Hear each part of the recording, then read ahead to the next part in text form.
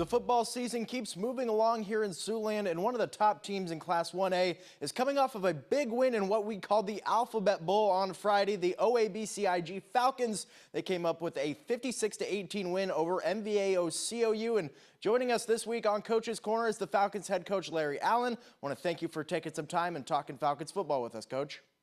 Glad to be with you. Thanks for having me. Absolutely. So let's kind of start with that game on Friday. A pretty big game coming off of a loss to one of the best teams in 2A. Kind of walk me through how that game unfolded on Friday. After last week's loss to West Lyon, the kids really focused this last week in practice. Had 2 great days. Really were motivated to get back into that win column. We talked all week about setting the tone from the start, and we really got off to a great start, which I think helped throughout the night.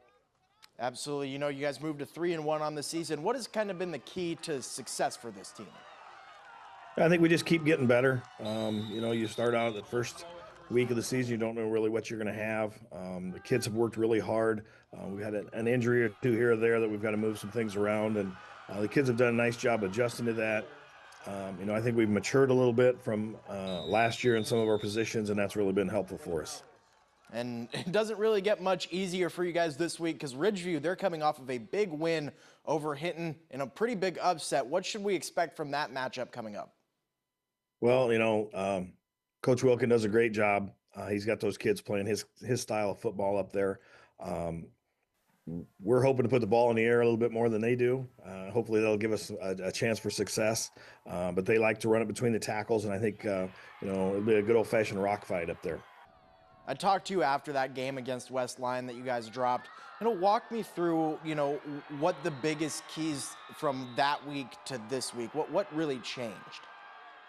I think the kids were just saw some of the deficiencies we had. We got handled on both sides of the ball up front against West Lyon, which is, not taking anything away from our kids. It's just the fact that, they played better that night than we did.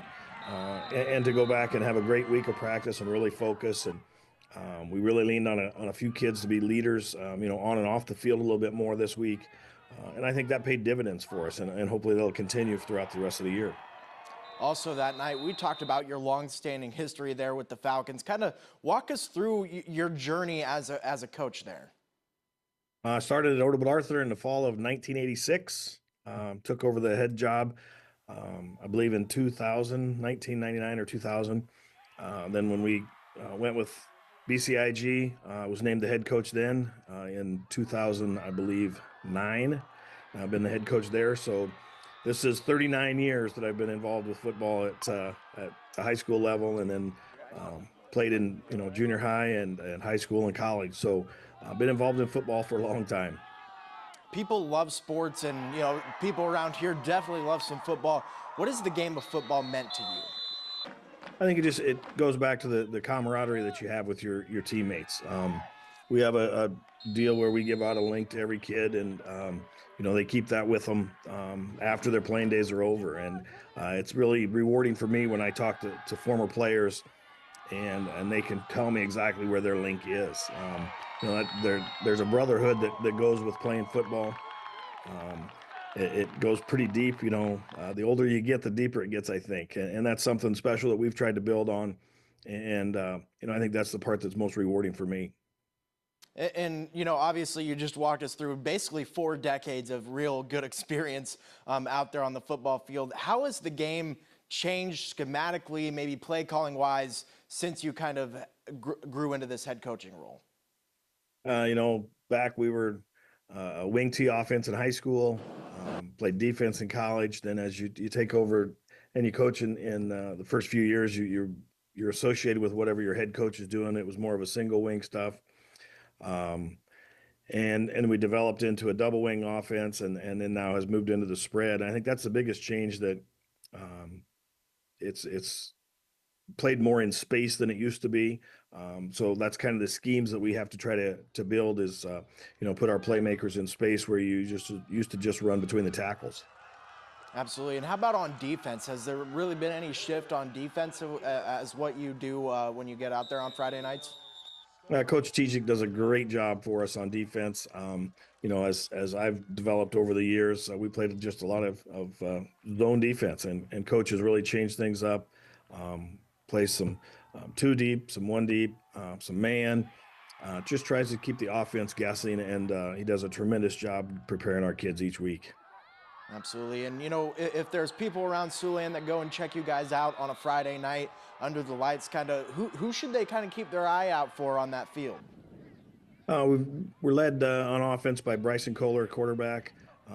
Second-year starters does a nice job. He's one of the top passers in Iowa last year. Jax DeJean, receiver for us. Cooper's little brother, of course. He does a nice job out. He's kind of a matchup nightmare, being about 6'4". Running the ball, we have a two-headed monster, so to speak, with Andrew Parks and Cade Spots doing that.